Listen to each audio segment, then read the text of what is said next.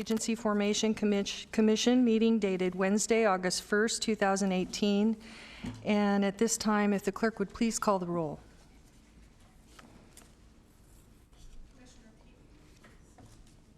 Commissioner Peters? Here. Greenwood? Here. Jones? Here. Harrison? Here. And Frost? Here. Thank you. We have a quorum.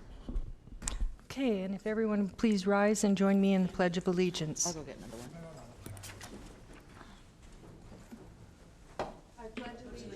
To the flag of the United States of America and to the republic for which it stands, one nation under God, indivisible, with liberty and justice for all.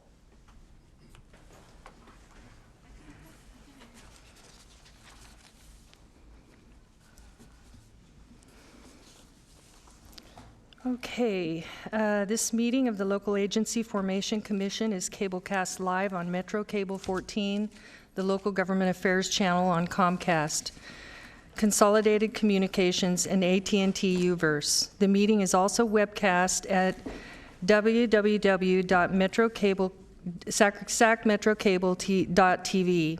Today's meeting will be repeated Friday, August 3rd at 9 a.m. and Saturday, August 4th at 1 p.m. on Channel 14. This meeting is also closed captioned. We ask that you would please turn off your cell phones or noise-making devices. Speaker slips are located in the back, at the table in the back, and on the speaker podium. Please fill them out and hand them to the clerk.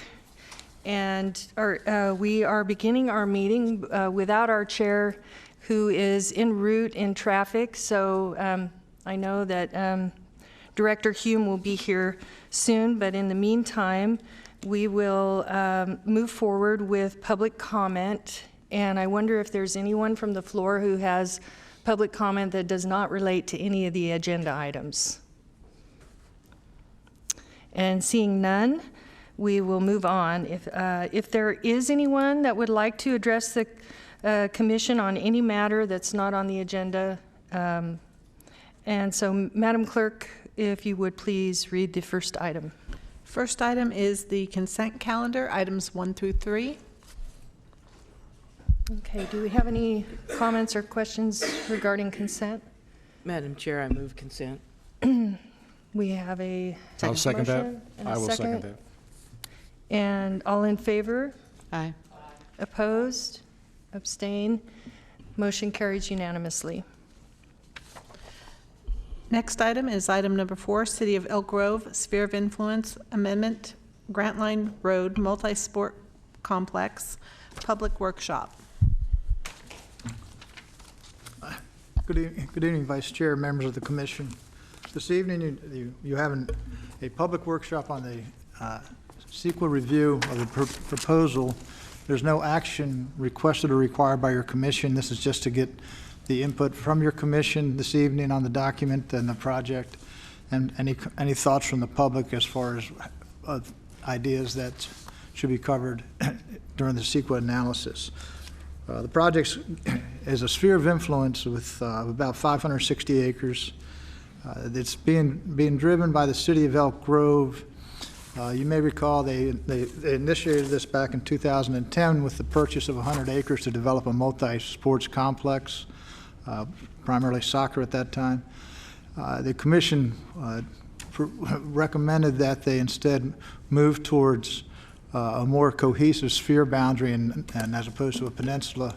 And so the intervening lands between the project site on south of Grant Line Road and east of Highway 99 are included in this application. There's an MOU between your Commission and the City of Elk Grove to co-lead the CEQA document. And in doing so, your Commission would take action first in time for the sphere of influence.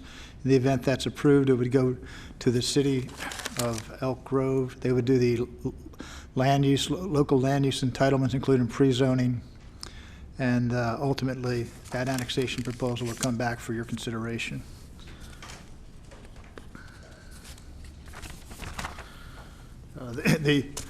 The EIR public comment period runs from June 29th through August 14th, and comments may be submitted online at saclafco.org or directly this evening.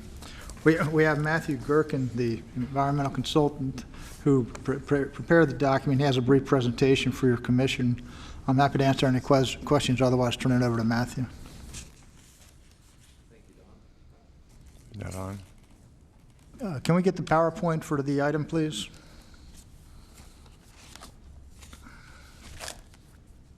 You have two microphones there. Hello. There we go. Thank you. Thanks, Don.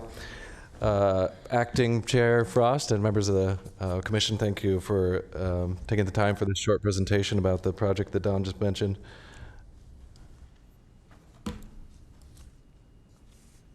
I'm going to review the project really quickly, talk about the CEQA process, highlight the findings, but you have all the details in your packet, and then talk about the next steps and take your input and input from members of the public. The project itself, oh no, I'm going backwards. Sorry about that.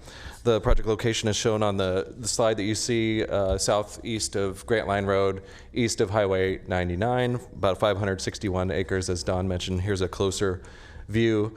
And this slide also depicts the approach to the analysis in the draft EIR, looking programmatically at a conceptual level at environmental effects for the entire proposed sphere change area, and looking at a more detailed level or a project level at the 171 acres shown in the crosshatch there.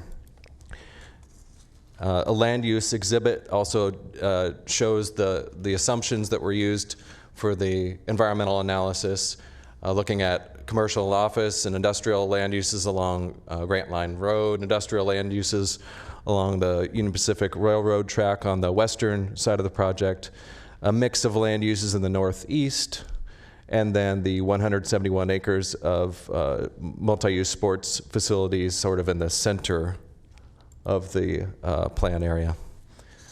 Here's a closer view at the sports facility itself. This would have training space and competitive venues. It would have tournament and practice fields, community support building, an amphitheater at the south end with an assumed maximum capacity of 9,000 seats. The project, as Don intimated, involves a number of actions for LAFCo's consideration, and also a number of actions from the city that would be required to fully implement the project. They're shown on this slide, including sphere change for the city of Elk Grove, but also to the Sacramento Area Sewer District and Sacramento County Regional Sanitation District, some detachments, and ultimately annexation to the city of the sports park portion, or maybe some or all of the remaining sphere areas coming up. The project objectives are an important framework element for the environmental document, and they include to provide sports training and competitive venues, to be complementary of existing facilities and relieve pressure off sports facilities that weren't designed for tournament events, to provide space for special events, like perhaps the county fair one day, to help with the city's jobs housing balance by providing land for employment development, and to expand the sphere in a way that's consistent with LAFCo policies. CEQA's job, California Environmental Quality Act, its job is not to recommend approval or denial of a project, but to evaluate potential effects, to develop feasible mitigation, look at alternatives, obtain input and consider comments, and disclose ultimately the environmental effects associated with development of the project.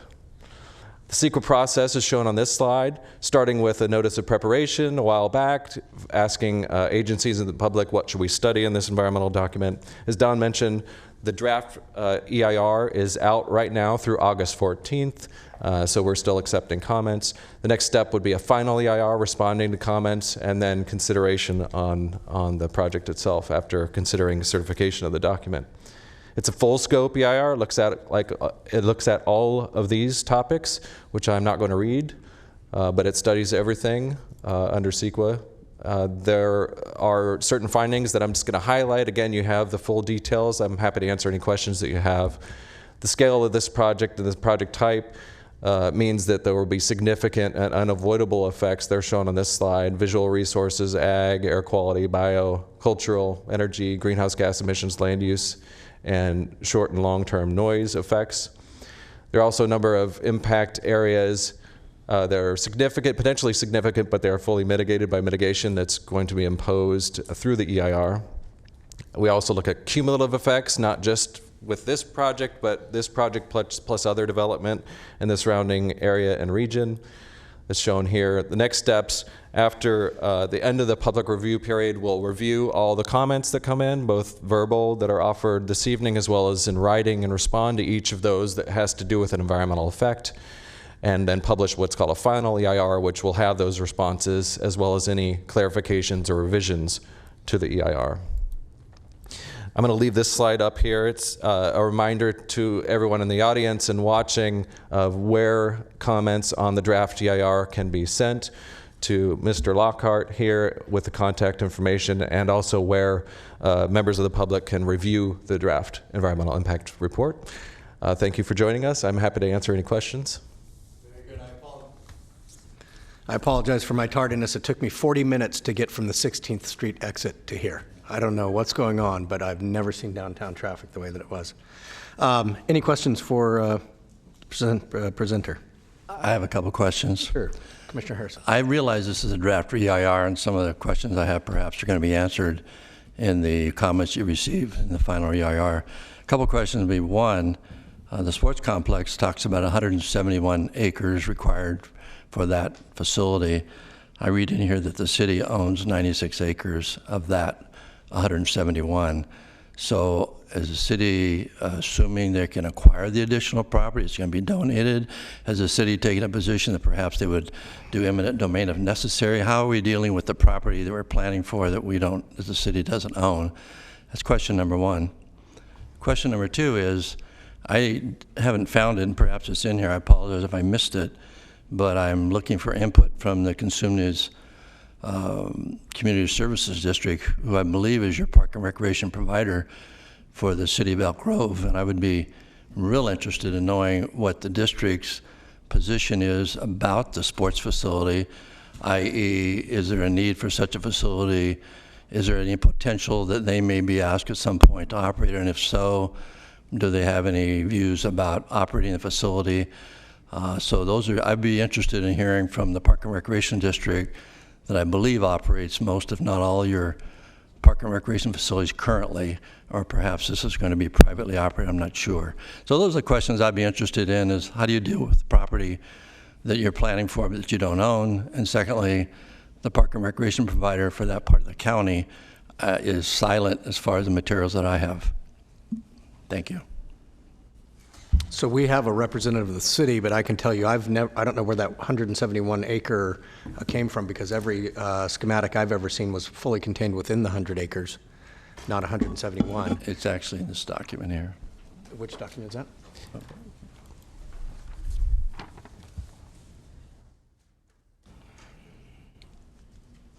Mr. Chair, if I may, Christopher Jordan with the City of Elk Grove.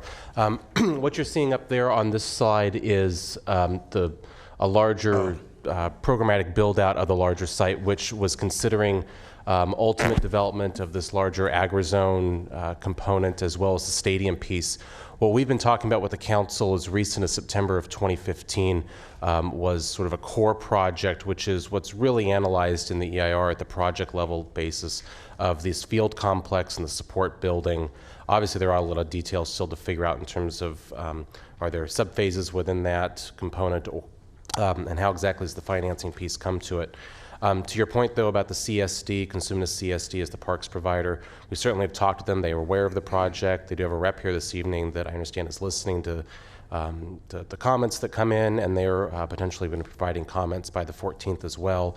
Obviously, we talk with them. As a case in point, our new aquatic center, which the city is constructing as part of our civic center project, we've arranged a long-term contract with them to operate it for us, so they take care of all the ongoing maintenance issues as well as the programming and day-to-day function of the facility.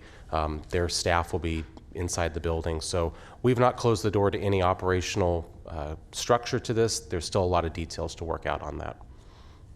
All right, thank you. Thank you, Chris.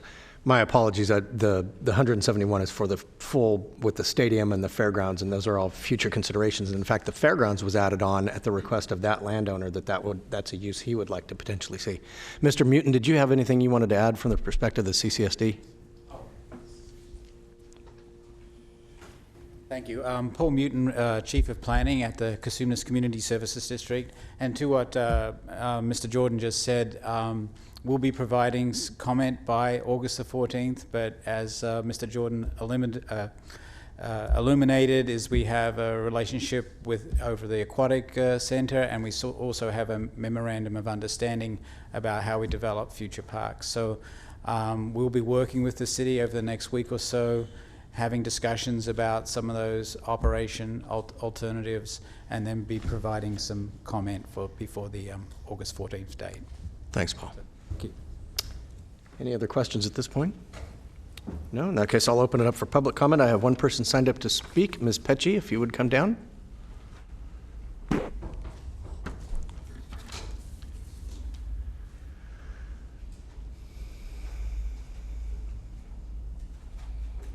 And Suzanne's is the only speaker card I have on this item. Good evening. For the record, I'm a resident of the area, Agres, in the Omichumis-Hartnell Water District, which this project lies within the boundaries of that district. I just briefly skimmed the DEIR for this project and the soccer complex, and I again saw several pages of discussion of SCWA as the logical water purveyor of the area, identifying it as the water purveyor, retail water provider, and as Zone 41. But as a public member, I'm kind of wondering about the consistent use of this untechnical term of logical, because it seems to leave so much open to discussion and so inconclusive. And as a resident of the area that has really been involved in the SIGMA process, I just want to again address the fact that OH is in an overlap situation with other water districts, SCGA, SCWA, and these overlapping areas have not been are being negotiated, but certainly not decided at this time. So the question I have really is about the letter of November 19th, 2015 from Elk Grove Water District, where they indicate an interest in being the water purveyor for this area. And I'm just wondering why, in 2015, when the letter was written, why there is no discussion of this in the DEIR as to how they would provide these services. And I'll just read you just a little bit of it so that you can be familiar. Elk Grove Water District has an interest in providing effective and efficient retail water service to the proposed SOI amendment area. While this area is currently designated for retail water by Sacramento County Zone 41, Elk Grove Water believes it could provide the same service by purchasing wholesale water from SCWA, and is currently doing so and so and so and so and so. So where is the discussion of how this service would be provided, this alternate service? So when are we going to hear about it in the final EIR, or at some point in time are we going to see the plan, or is this going to be left open-ended? So I really brought this up at the OH meeting a couple of weeks ago at the board meeting, because again, when they talked about the soccer field and the impact that it would have on ag and what the issues they might have in the annexation of this property by the city of Elk Grove, the possibility of Elk Grove Water District being the purveyor was thrown out. This is not within their boundaries. To my knowledge, they have not submitted a boundary application. I clarified that with Mr. Wakeman. He assured me that there is no application on file at this time. So I think we need some definite clarification. This needs to be fleshed out. We need to talk more about it. If this is what's going to happen, the citizens out there, AgRes, really needs to know about it, and we need to know what, if any, impact it's going to have on our wells. Thank you. Thank you. Anybody else from the public wishing to speak on this item? Okay, seeing no one, I will close public comment and move to deliberation. Any further questions of staff? No? Okay. Commissioner Frost? I had a quick question relating to the Williamson, mitigation around the Williamson Act.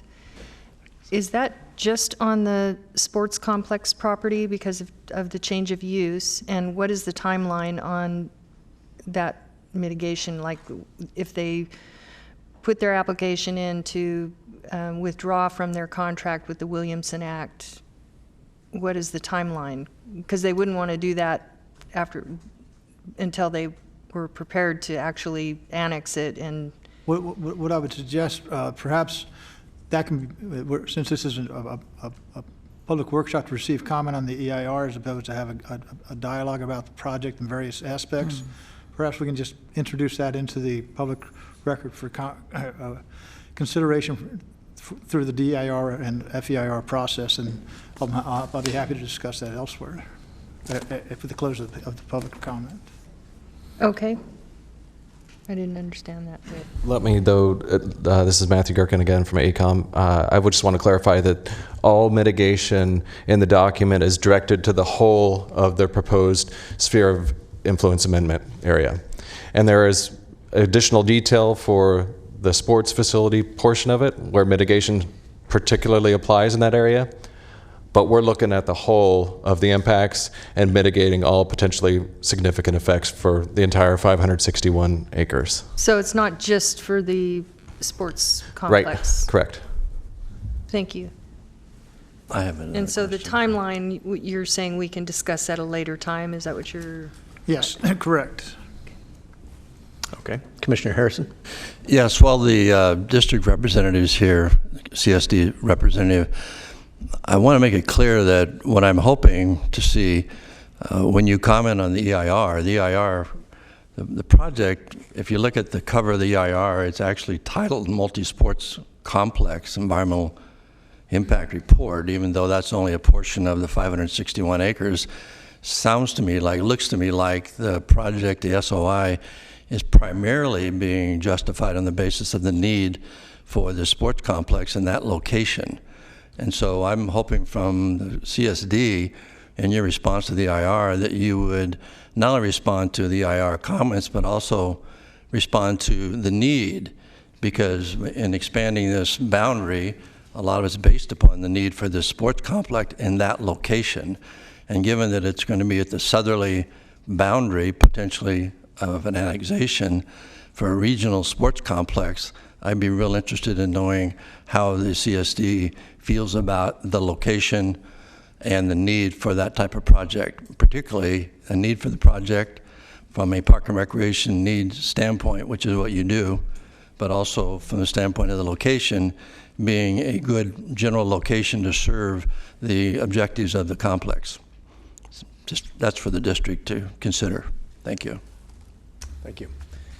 Any other comments at this time? Yeah, Commissioner Jones? Thank you. I share the concerns that Commissioner Harrison has in regards to let's work together between the existing CSD, their soccer programs, and any potential development here. I think it's very, very important that we have a sustainable and thoroughly vetted potential for activity out there. So thank you for mentioning that, Commissioner. Very good. All right, seeing no further comments, this is a receive and file. Madam Clerk, if you'd call the next item, please. Next item is item number 5, City of Folsom annexation for a proposed corporation yard. This project, you may recall, was introduced in earlier in 2015, 17. At that time, your commission authorized the commission and the city to go into a joint MOU again for co-lead agencies. The idea here being this is site-specific to the footprint in question, the affected territory for annexation. Your commission was a lead agency for the sphere, took action on that proposal, approved that sphere, and went back to the city of Folsom for land use entitlements to general plan amendment, as well as pre-zoning to an industrial designation, and as an resolution to initiate this annexation. Also, in the interim between your actions in June of this year to approve the sphere, you applied various mitigation measures and terms and conditions, most particularly the need for the city to prepare a plan for services to lay out how services would be provided without harming the existing ratepayers or service recipients, as well as any implications to the detachments from the various affected special districts. The city has responded to and given an updated plan for services that speaks to the concerns raised by your commission. They have also taken the time and have negotiated property tax exchange agreement with the County of Sacramento, and included in that agreement is a memorandum of understanding with the county as far as transportation requirements for potential future improvements as a result of the stretch of the Capital Southeast Connector going through the northern edge of this property. They also have a property tax exchange agreement to cover their proposed detachment from the Sacramento Metropolitan Fire District, so that the district remains whole for the loss of territory, and there's not an undue service burden placed on them in the interim as a result of their actions. Projects located, as I mentioned, the southeast corner of Prairie City Road and White Rock Road at abuts the city of Folsom, the 2012 Folsom Specific Plan Area south of 50. That's presently under development, under construction. That they'll be tapping off of both of the financing that was put in place for servicing that larger 3,500 acre area, as well as the infrastructure to pick up water, sanitary sewer, transportation improvements. So it would seem appropriate, or it would seem that the services have been well thought through for this particular area. It's being driven by local issues within the city of Folsom. They have several corp yards scattered throughout the community. Often they were in areas that were, over the course of time, developed with some inappropriate or non-complementary land uses, so they're not necessarily being the best of neighbors.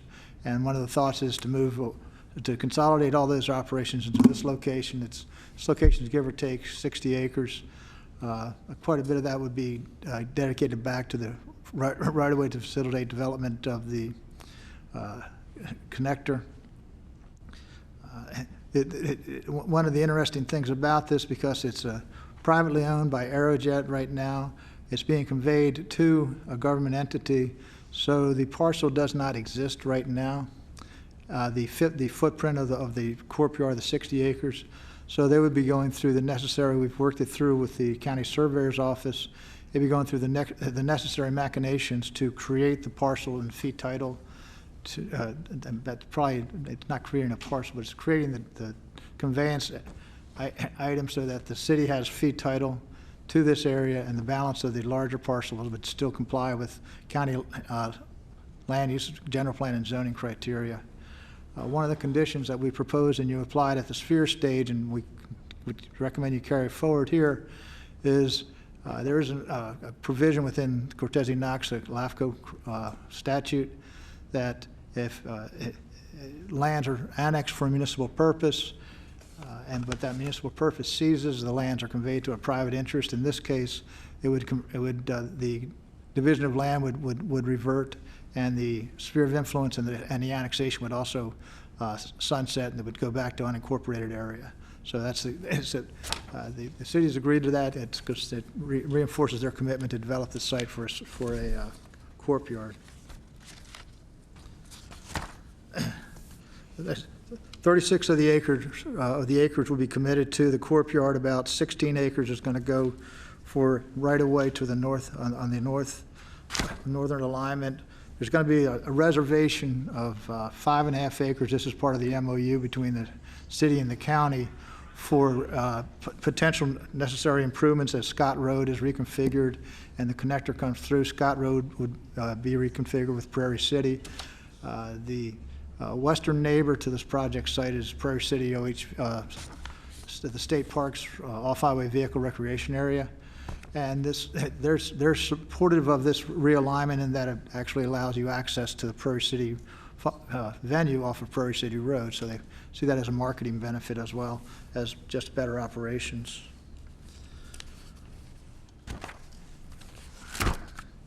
I touched upon the property tax exchange agreements. I touched upon within the plan for services, it was necessary for the city to clearly articulate, clearly spell out where's the water going to come from.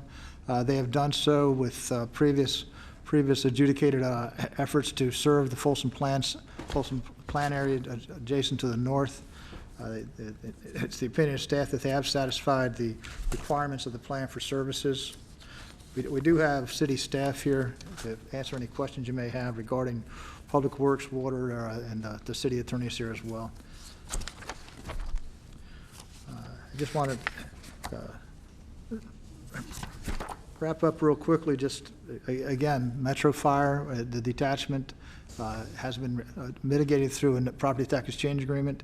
The other detachments are, in some cases, paper districts. Their level of services are in this area are non-existent or negligible. Their revenue streams are not being adversely impacted to impact the rest of adversely impact the rest of their capacities throughout their service areas in this area of the county. With that, I'd be happy to answer any questions. Otherwise, as I say, we have staff here from the city to answer any clarifications for you. Okay. First of all, I just have a procedural question, and this has to do more with the ordering of the agenda. It would seem to me like we should have heard item 7 and then hear item 5. In other words, why are we hearing the annexation and then we're going to hear the final sphere of influence and MSR, et cetera?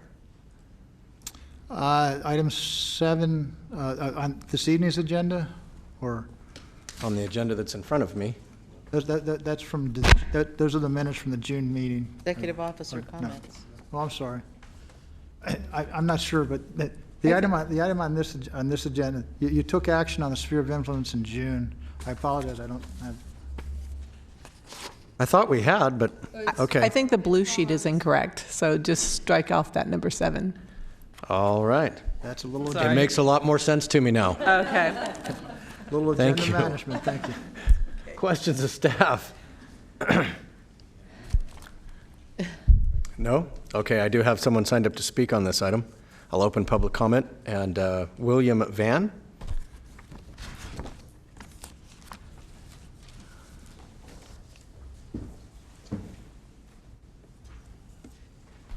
Hello, my name is William Van Vine, and I'm from the Sacramento Valley chapter of the California Native Plant Society. I'm here to urge the Commission to hold off on approving this project until proper vegetation surveys have been completed. The lack of usable vegetation data has resulted in a misrepresentation of the habitat type as annual grassland, thereby artificially reducing presumed habitat quality and ignoring proper mitigation responsibility. The characterization of this project site as annual grassland is incorrect for the following reasons. First, in section 6-19 of the final EIR, a comment letter response reads, habitat classification is based on a 2008 special status plant survey of the project site. The problem with this statement is that the shelf life for the time frame of usability of rare plant surveys is generally 2 years. Data is generally only accepted at 2 years within performing the actual survey. Second, comment response 6-19 also states that there was a reconnaissance level survey of project site by a biologist on November 9th, 2017. Please note that a reconnaissance level survey is not quantifiable plant data and cannot be used for decision making. Also, please note that this reconnaissance level survey took place during the month of November, an inappropriate time of year to survey this area. In support of this, I would like to reference table 3.4-4 in the final EIR titled Normal Blooming Period for Special Status Plants with Potential to Occur on the Project Site. This table indicates that only one of the 8 species that could occur in this area would be present during November, thus making a reconnaissance level survey during November insufficient. Third, all the species listed in Table 3.4-4 in the final EIR are plants that are only found in vernal pool and wetland habitat. This table directly contradicts the characterization of the project area as annual grasslands. Instead, it indicates that the area is home to several vernal pools and wetlands, both of which are unique habitat that is home to a number of threatened and listed species. Fourth, a simple use of Google Earth shows the area crisscrossed by seasonal streams and vernal pools with connectivity to the adjacent wetland habitat to the east. By disrupting the hydrology of this area, it has consequences not only for the rare vernal pool species at the project site, but also for the adjacent area and the local ecosystem. In conclusion, the lack of usable biological data about the project site prevents the Commission from being properly informed as to the actual environmental impacts of this project. Because of the lack of usable data, I urge the Commission to hold off on a decision today until proper biological assessments have been performed so that you may make a well-informed decision. Thank you for your time. Thank you, Mr. Van. Anybody else wishing to speak on this item? Okay, seeing no one, I'll go ahead and close public comment. As was just elucidated to myself, the item for the final environmental impact report was heard last meeting.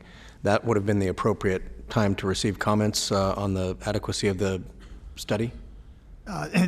Correct, and I believe we have received written comments that reinforce what the testimony was just offered. We do address the written comments on page 10 of your staff report, essentially reiterating what, as it was discussed in the draft DIR and the mitigation monitoring plans. Very good. We do have staff from Ascent if you want to further discuss the matter. Okay. Any other questions of staff? Commissioner Harrison. Well, I guess I'm not quite following you down. Are you saying that we received in writing these comments that we heard tonight, and staff or the city responded to these comments? I responded. I contacted our environmental consultant I provided that written comment and asked for them to provide a response. That response has been incorporated into your report on page 10. Oh. I think it begins on page 9. Okay. Bottom of page 9 and then over to page 10 is essentially citing the points raised and then alluding back to the analysis prepared in the draft DIR.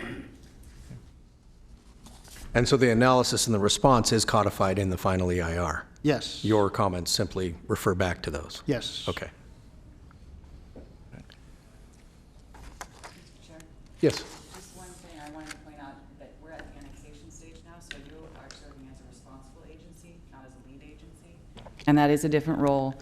You're using the EIR that was prepared previously when you were acting as a lead agency, so it is on the SOI, so it's a little complicated, but it's the same document that the city has adopted as a lead agency as well. So that's where we're at.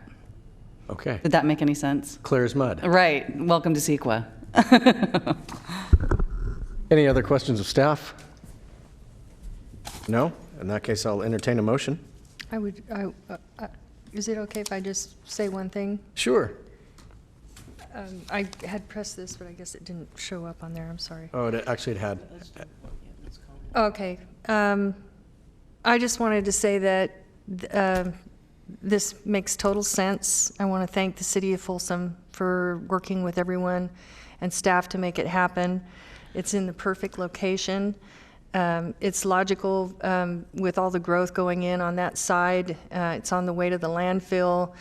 And so I'll second the motion if someone hasn't. It sounds like someone has, so I'm sorry I'm a little slow on the Actually, I don't believe we have a motion or a second at this point. We'll hear Commissioner comments. Okay, and then I'll move. Okay. Second the motion. All right, so now we have a motion and a second, and Commissioner comments. Commissioner Greenwood. I'm sorry about that. Actually was a question I had to staff, and you made reference to the comments that were made by the public comment that was just given recently. Were you referring to your response on the bottom of page 9 in terms of the public comment? Right, that's referencing the discussion that was provided from the similar written comment for the FEIR, the final EIR. Okay.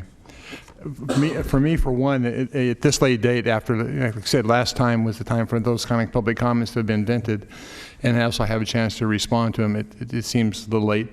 I tend to concur with Commissioner Frost also, that this whole process, this particular one, the 58 acres makes sense. I think we've been through this a lot on this already, and I think we're all prepared to vote. Very good. Any further comments? All right, if you'll signify motion by Frost and seconded by Peters, signify your vote.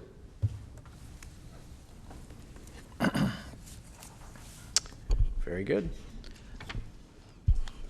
Passes unanimously. Mr. Chair, thank you, everyone, and members of the commission. Thank you. We're grateful for your consideration. Thank you very much. Thank you for being here. Madam Clerk, if you would please read the next item.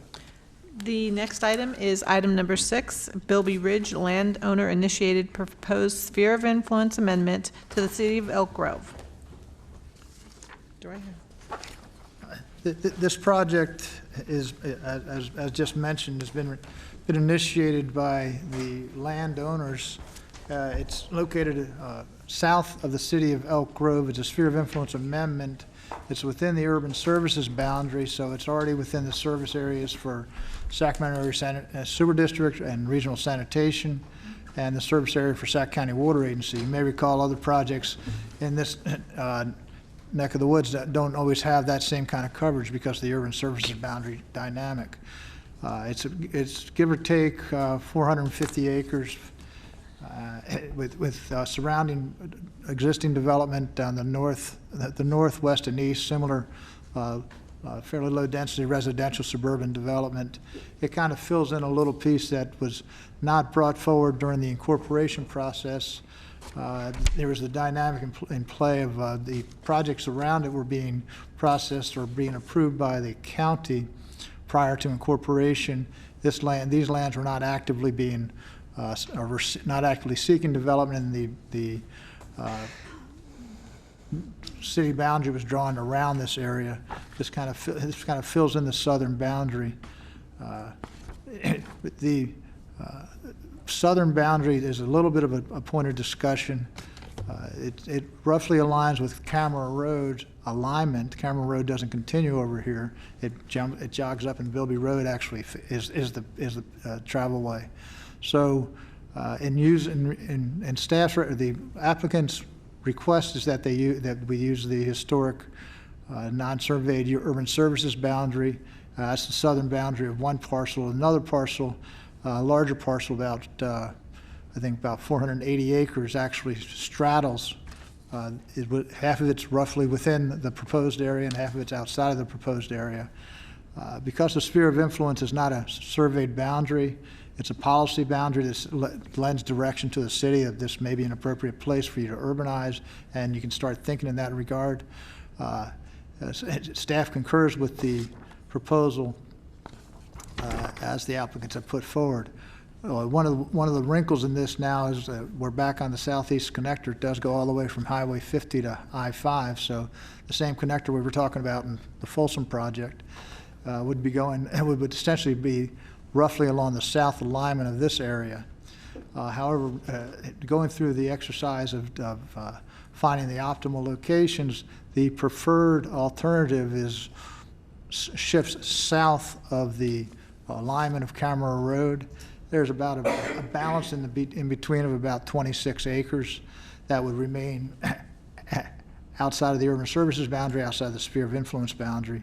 The CEQA clearance, the connector was the lead agency on that project, and they have a mitigated negative declaration out on the street right now, receiving public comment on how this preferred alignment can be mitigated as necessary. It's also tearing off of a programmatic environmental impact report.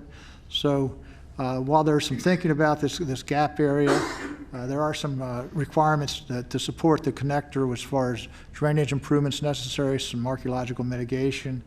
SMUD has a couple of pretty high volume power structures down this way. So the alignment as proposed avoids needing to relocate those, which is the cost is fairly considerable, so there's a public benefit in the savings there as well. It's a position of staff to stay with the application as proposed and aligning with the urban services boundary.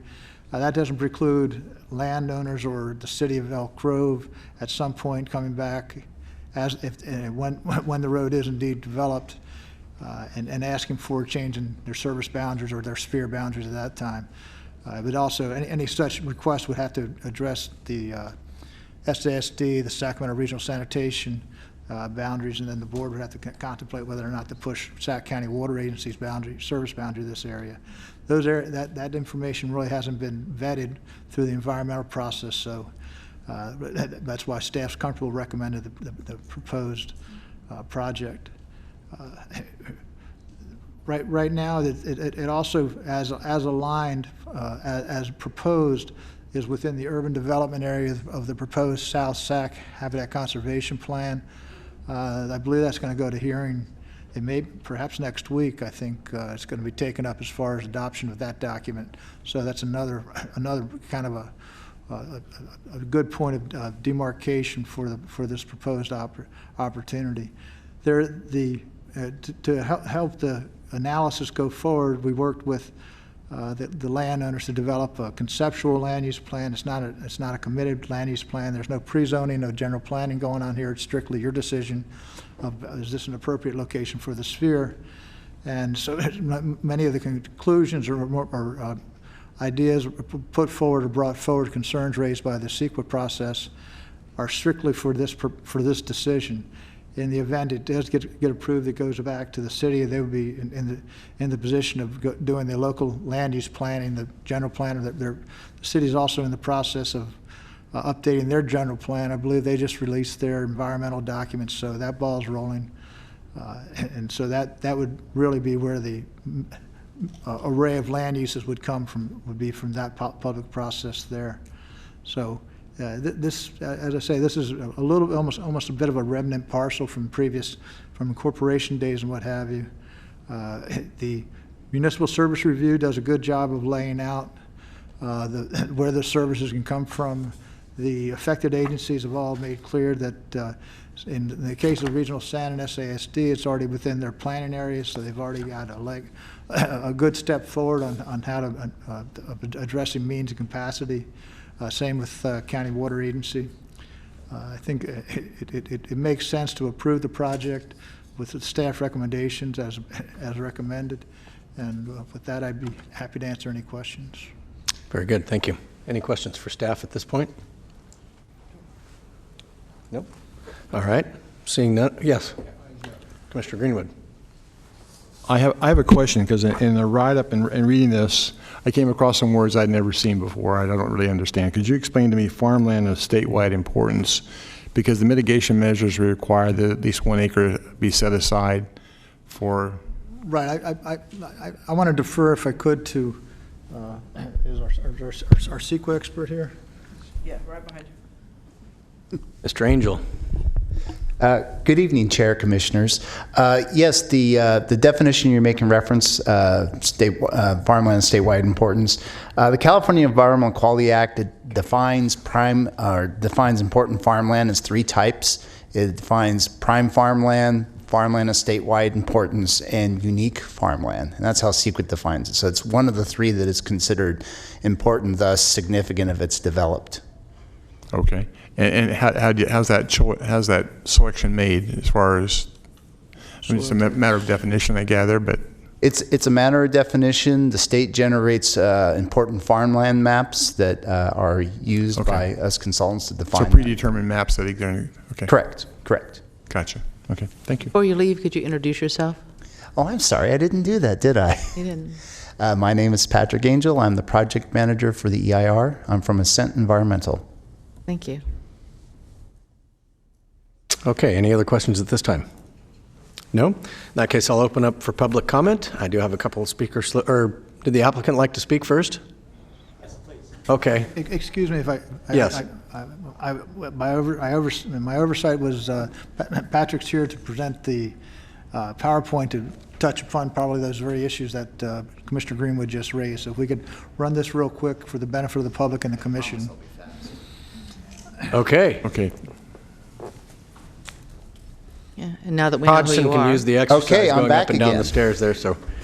Now you can introduce yourself Again, I am Patrick Angel. I'm the project manager from Ascent Environmental. I will provide you a brief overview of the environmental process. I know you've already heard 2 EIRs today, so and I know several of you are already well versed in the subject matter. So I always, whoops, there we go. So a couple of maps just to orient yourself again if you're not familiar with the property. It's 480 acres. It is bounded 3 sides by the city. To the north and to the west is what was known as the East Franklin Specific Plan Area, which is largely built out. To the west is the Southeast Policy Area that is starting to develop and is an approved area plan of the city. So this is a picture of the typical conditions. It's an ag operation right now, some row crops, some vineyards, and some cattle operation. Again, as mentioned by Don, and I won't go into further detail on this, it's a landowner request. There is no request for any sort of land use designations or entitlements or annexations. It's simply drawing the sphere of influence and expanding it from the existing boundaries of the city.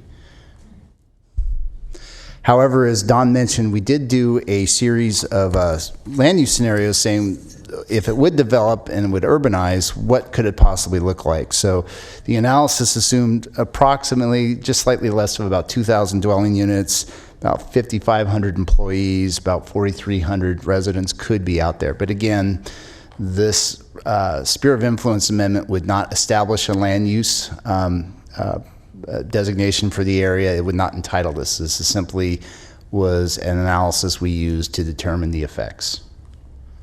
This is what the conceptual land use plan looked like that we used for the analysis. The project objectives were to accommodate orderly growth, establish a logical boundary for future annexation, and establish a boundary that facilitates the protection of resources in the area. As mentioned with the other 2 projects you looked at, this was a programmatic environmental analysis. Again, there was no specific land use entitlement provided. It simply looks at what happens when you urbanize the area. Annexation, once that comes through the process, will require a subsequent environmental review. This environmental document may help that process, but it will require a re-review under CEQA. Very briefly, and I know, again, third EIR tonight, I always like throwing this slide up because sometimes people get lost in what an EIR does and what an EIR doesn't do. It's important to note that an EIR as a disclosure document is to be used for your purposes of considering the environmental effects of the project as part of your actions tonight, to look at alternatives and to look at ways to mitigate the effects. What EIRs aren't intended to do is be advocacy pieces for a project, nor does an EIR require denial of a project. It's simply an information source for you to make the decisions you feel are appropriate, nor does it address pure social and economic issues. These are the environmental issue areas that were addressed in the EIR. These are the areas that have been identified as having significant and unavoidable impacts from future development. There were 3 alternatives that were looked at. I won't talk about the no project alternative because I believe that's self-explanatory. The alternative 2 was a reduced sphere of influence where the sphere was reduced in half and would align to the western side of the city's boundary. This was an off-site alternative, actually adjacent to the sports park site that you just heard about earlier tonight. Since the comment period was up, we received a total of 12 comment letters, and this is a highlight of the key comments we received. There were comments asking for further detailed analysis of traffic impacts, intersection traffic analysis, things you typically would deal with if you actually had a defined land use plan or a subdivision map. We identified that the EIR in the responses analyzes the project at a program level. Biological resources was an issue, primarily associated with participation in the HCP. The ability for this project to participate in the HCP, even after establishment of the SOI, still exists. Ultimately, whether or not it will participate in the HCP will be a decision that the city and the property owner when annexation moves forward. There's nothing about this action that prohibits them from possibly participating in the HCP. Should they not participate in the HCP, there are mitigation measures to address those impacts. There are also concerns about buffering from agricultural uses south of the urban services boundary. There are mitigation measures in the EIR that address buffering. There's also Camden, which was mentioned, which will also act as a buffer to the south. Then, as Don had mentioned, there was some discussion request to modify the southern boundary of the SOI area to match the proposed alignment of the Camden Road Extension project. The final EIR acknowledges this, actually provides an initial analysis of what that would look like associated with the land that would be outside of the development area of the roadway, and provides that in the document.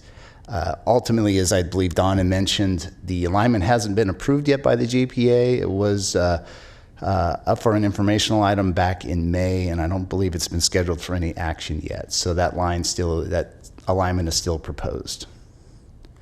With that, I'm happy to answer any questions about the EIR.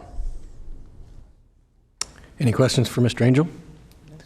I just have one question, Pat, with respect to your last bullet point there. You say the EIR, if the policy decision were made to tie the boundary of the SOI to a future camera alignment, the EIR anticipates that and no further environmental would need to be done?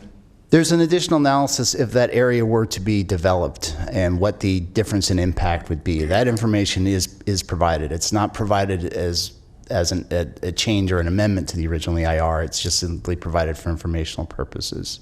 The key difference being that you would be considering development south of the urban services boundary. That's the biggest difference between that and the existing boundary. Okay, thank you.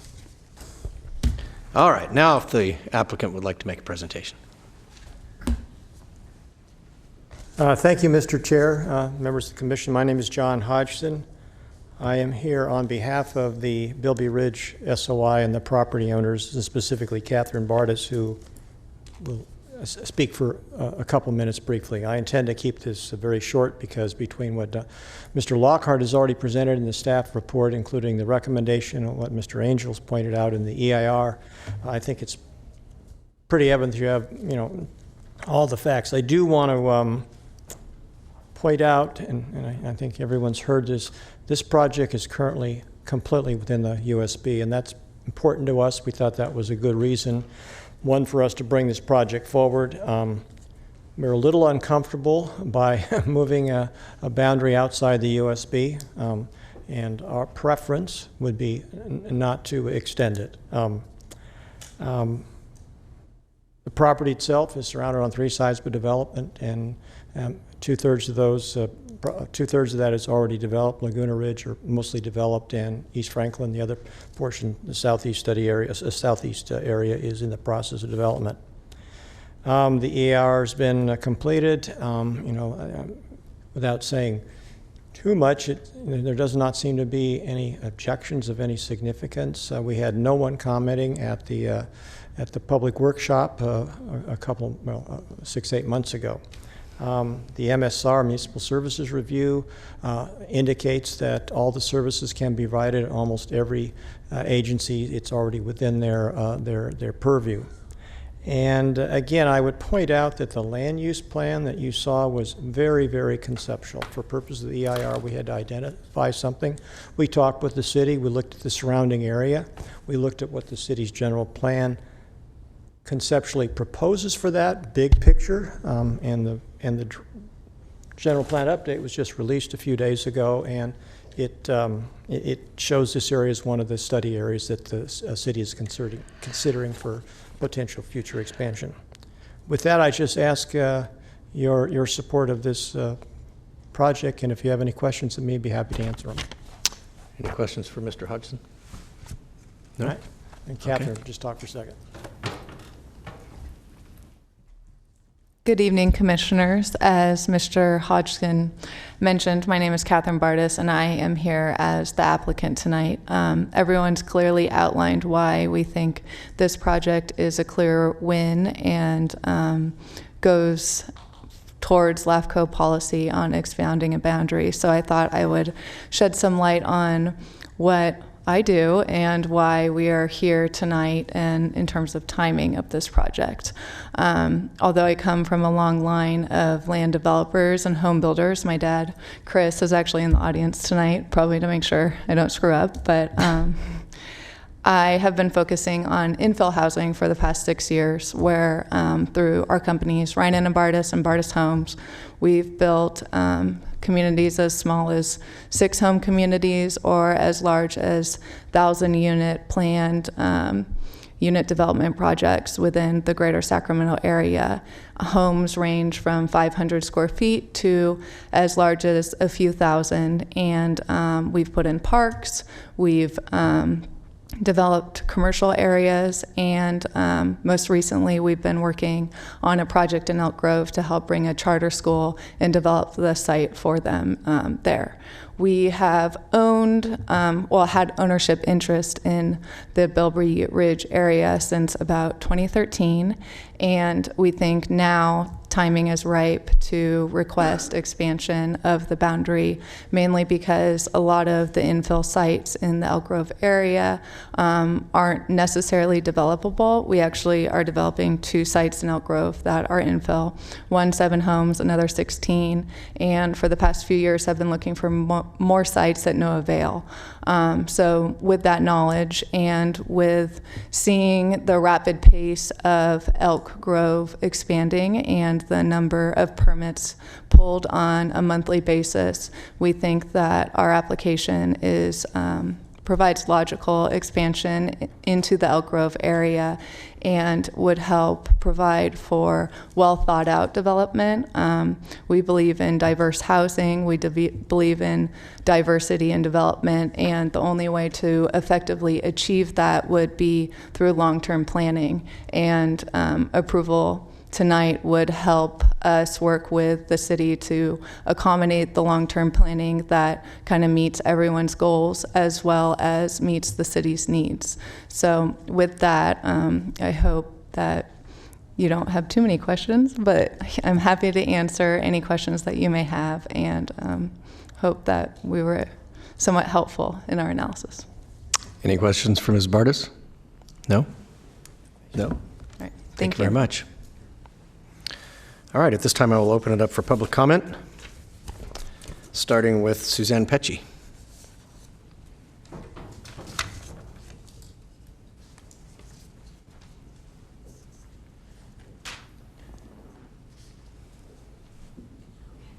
For the record, my name is Suzanne Pecci, and first of all, I want to point out a very significant staff error, and I don't know whether you can put this sheet up online so that the board can see, but in executive summary 1.0, and the page number is 1.0-3, there is a chart that sets out service provider, provided SOI area, and if you look at that chart, I don't know if you can put it online, the City of Elk Grove is the service provider, and the services that would be provided by the City of Elk Grove are stated as being solid waste, roadway, law enforcement, animal control, code enforcement, drainage, and water. They are not a service provider for water. City of Elk Grove is not a service provider. The law, right underneath it, Sacramento County Water Agency, that line should have been drawn so that the line would show that the services Sacramento County Water Agency provides are water, drainage, irrigation. City of Elk Grove is not a water purveyor. So that should be corrected. Noted. Okay. The next comment with respect to a comment that Mr. Lockhart just made at today's meeting with respect to the MSR 4.0, services, infrastructure, and facilities. The statement was that we have pretty much the guarantee of SCWA to be the water purveyor in this area, but the very first sentence of this section states, if approved, Bilby Ridge will provide direction to municipal water service providers about the location and extent of the city's growth. These two sentences, this does not match. There are no other water providers in this area. SCWA is the provider, and any other provider would have to either expand their boundaries and submit an application, or if you have a new agency coming in, they too would have to make application to LAFCo. So there is an inconsistency in what is being said and what is in writing. I think that should be looked at by the board before you vote, and it should be changed. This is the final document. The other comment I have to make again on table ES-1, summary of impacts and mitigation measures, impact 3.1-2, deplete groundwater supplies or interfere substantially with groundwater recharge. Again, the statement is, future development of the SOI area upon annexation could result in groundwater usage and creation of impervious surfaces that could block groundwater recharge. Sacramento County Water Agency manages its supply in a conjunctive manner to protect groundwater resources, etc. So this statement is only true if Sacramento County Water Agency is in fact the water purveyor in that area. And there seems to be some questions in this document with exactly who the water purveyor is going to be. In writing, in the chart, which is unclear. Also, in the other document, on the 4.0 Service Infrastructure and Facility, MSR, determination on water. I just want to know what this means. The Commission will make this determination after the draft MSR public circulation and review period. So tonight, you will make that determination that SCWA will be the water purveyor. Is that what I'm reading? Commission will make this determination. So is that a guarantee? I mean, all of these things are kind of hazy as I read them. And again, we keep pointing to the logical purveyor would be SCWA because it is within their boundaries, but a lot of statements in this lead us to believe it's inconclusive as to who that purveyor would be. And I definitely think that chart needs to be clarified. City of Elk Grove is not a water purveyor. That line is drawn so that it shows their water. And people that are reading it should know. It should be corrected before any decisions are made. Thank you. Thank you, Suzanne. Did staff make note of Suzanne's comments on those 4 issues? Yes. We can address them at the close of public comment, but thank you. Next up will be Lynn Wheat.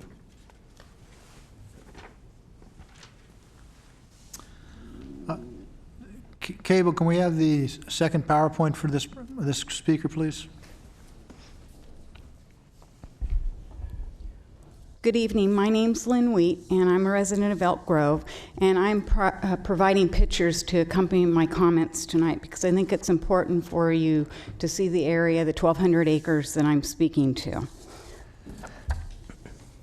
So this is SEPA, the city's last 1,200-acre infill project. I stand before you tonight in opposition to the proposed sphere of influence application. My opposition is from a land use and fiscal policy standpoint. From a land use policy standpoint, the city has stated that the Southeast Policy Area, SEPA, is a 20-year plan that will correct the jobs housing imbalance and offer flexible land use zoning. If SEPA will serve our needs for the next 20 years, why do we need to rush into other unincorporated areas bordering the current city limits? A council member has said it's okay to plan 50, even 75 years into the future. But isn't it true that the longer you forecast into the future, the less accurate your projections will be? Why not wait 5 to 7 years and see how SEPA projections are panning out?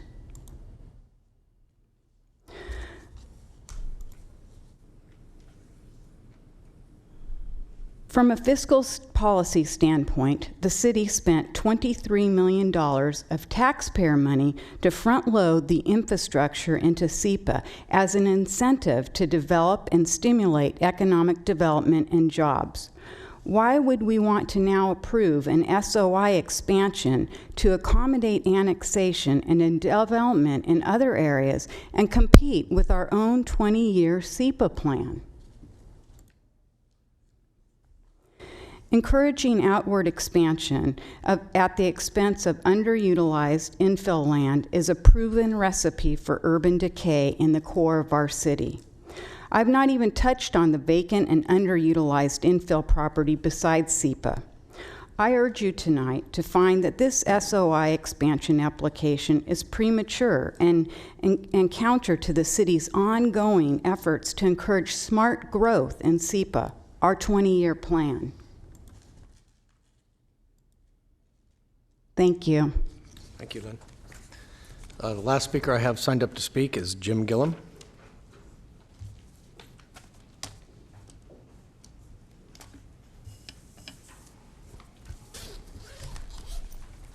Chairman Hume, members of the Commission, Jim Gillum, Gillum Consulting, representing a landowner within the sphere, the Campbell property.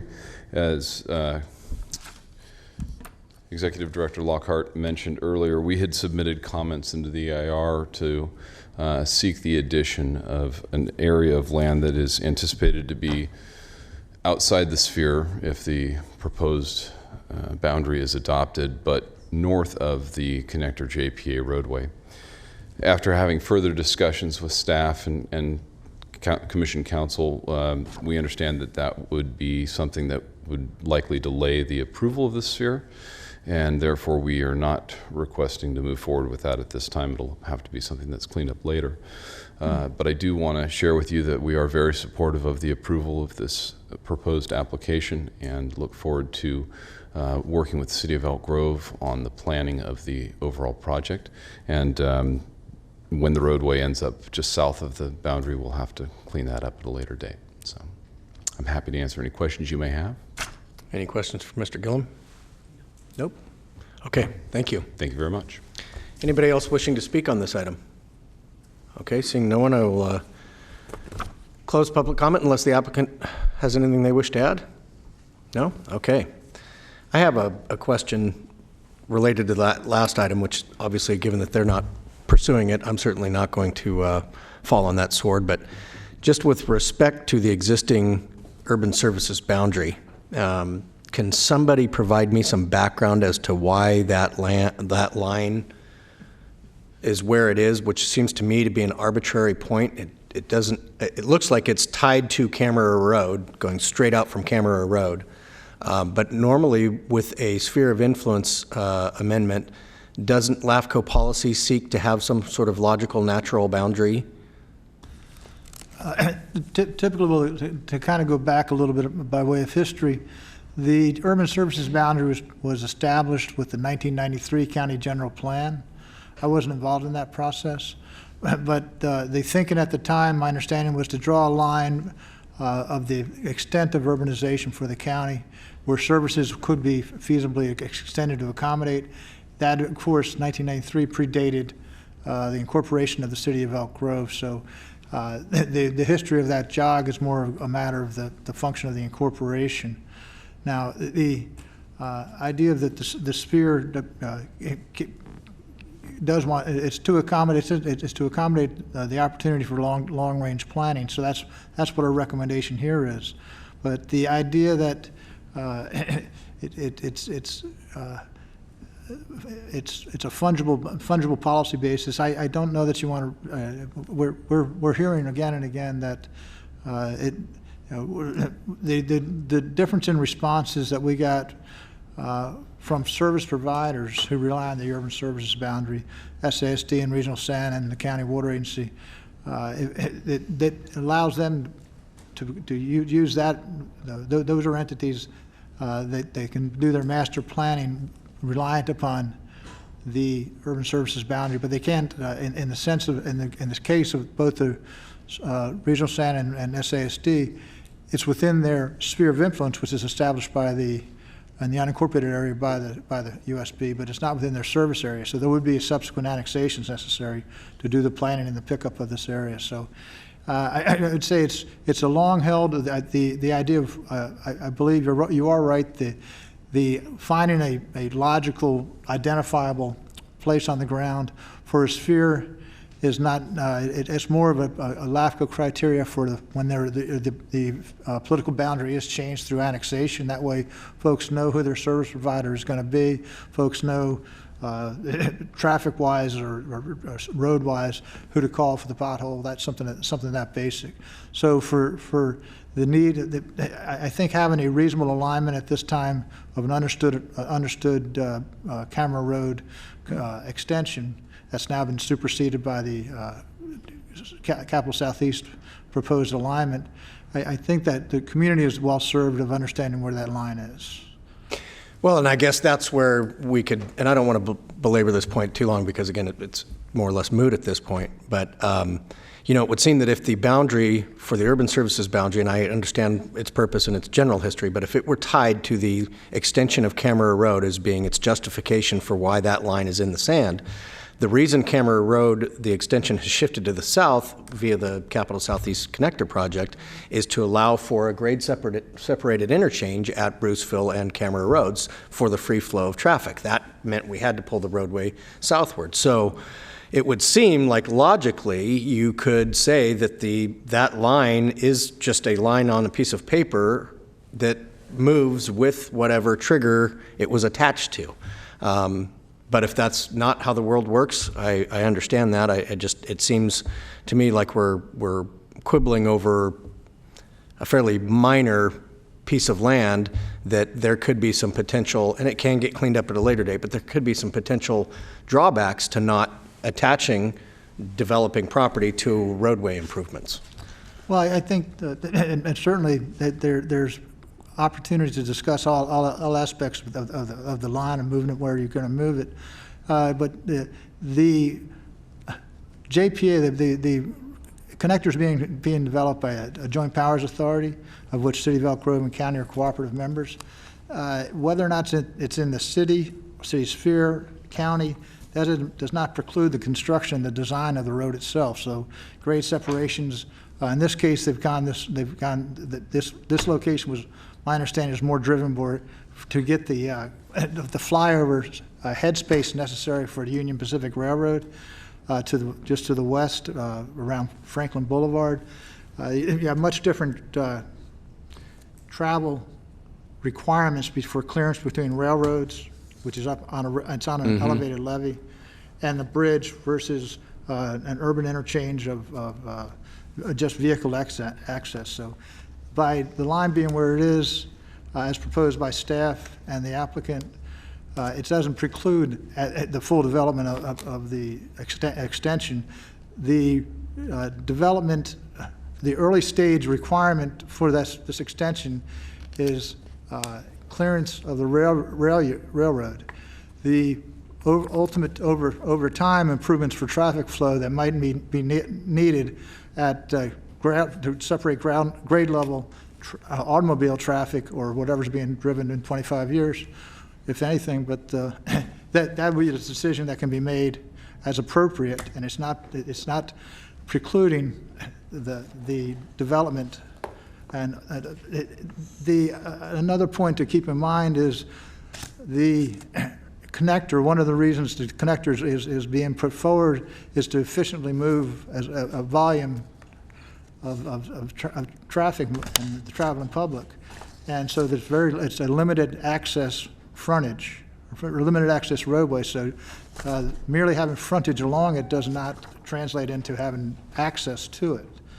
So it won't translate into that. If I have any say about it, you're correct. So I don't know that in talking with the folks over at the JPA, the connector JPA, they were ambivalent about whether or not to. They agreed that the project has got environmental clearance from this programmatic EIR and settlement agreements related to that. It's right now in its own neg deck review process, And where the decision of your commission falls on the sphere of influence is not a pro or a con to the development of that project. True. Any other questions of staff? No? Commissioner comments or deliberations? Starting with Commissioner Harrison. No, I look at the map, and I look at the boundary, and it's curious that it ended up the way it is today, but to me it's a logical extension to Camera Road. You've got development on both sides by the city, and everything I've read, it seemed very logical to me to support the extension to that proposed location. Very good, thank you. Commissioner Jones? No comment. No comment? Commissioner Peters? I'll move the item. Okay. Second from Commissioner Frost. Commissioner Greenwood, did you have any comments? Other than just to dovetail with Commissioner Harrison, I tend to agree that it's a logical move with the Camera Road. It's rather small in consideration of everything, but it seems to fall in place. So. Thank you, and I would echo those comments as well. As what I've read from LAFCo mandate, this pretty much is exact kind of project that it calls out for. Okay, if we can have, yes. Chair Hume, if I could just make a quick response. I appreciate the clarifications or the points raised by public testimony and the MSR, which is included with the public record. We will correct that table that indicates who would be the water service provider, and the other comments will be clarified. Thank you so much. I'm sorry about that, Suzanne. I forgot to loop back to that. Thank you. The motion includes the corrections to the table. Second. And the second does as well. Okay, if we can please have the vote on the screen.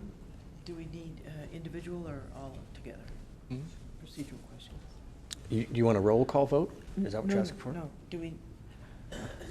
Or you're talking about all of the different just a quick question. Do we need individual motions for the 4 recommendations, or can we do it as one? Chairman, we do it as one. Okay. Thank you. Thank you. In the order, the sequel ones first, of course. Of course. The EIR, yes. Okay.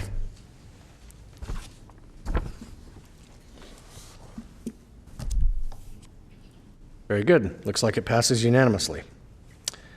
All right, Madam Clerk, if you please read the next item. Our next item is the questions and announcements from the staff and the commission, and then we have a closed session after that. Just real quickly, for the benefit of the commission and the public, want to give folks a little bit of a heads up. Commissioner Harris's term as public member expires at the end of this calendar year, December 31. He's indicated that it may be appropriate to recruit a new member.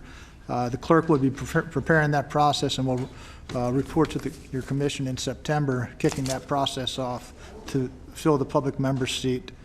The alternate public member seat expires at the same time, so both positions will be open for the interest of the public. And then also, just to remind the commission, we will be on recess in October in light of the LAFCo statewide convention conference. Very good. Any questions for the executive director? No?